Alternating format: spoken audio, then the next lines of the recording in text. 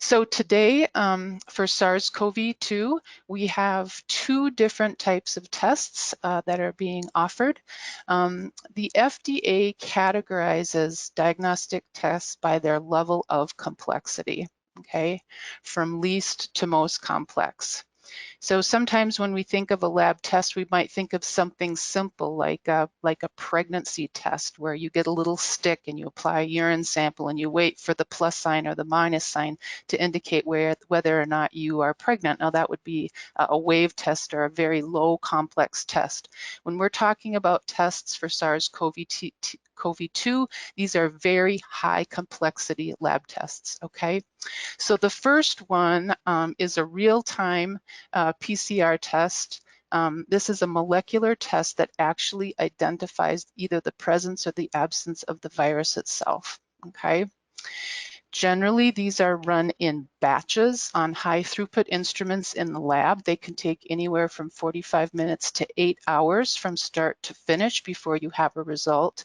But on these types of analyzers, again, generally they're run in batches, so that 45 minutes to 8 hours can produce, hundreds of results all at one time. The sample collection for this would be something, the best is a nasopharyngeal swab. There are other types of swabs that can be used.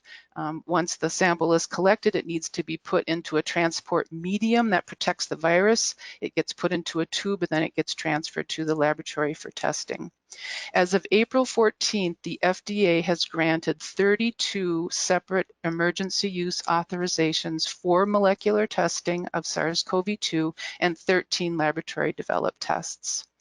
Now, again, this process took weeks, not years to develop, and it will be really interesting to see once this pandemic has passed, which of these tests actually had really good sensitivity and specificity and which ones perhaps didn't. The CDC themselves has also developed a test, and that's being run by most of the state labs.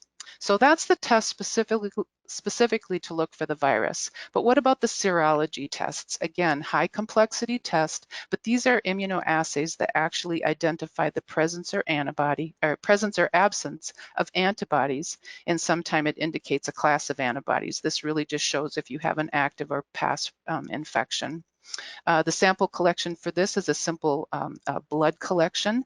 So you don't need all those other supplies. You just need to have what you need to take a blood sample. And as of April 14th, the FDA has granted 3 emergency use authorizations for serology tests.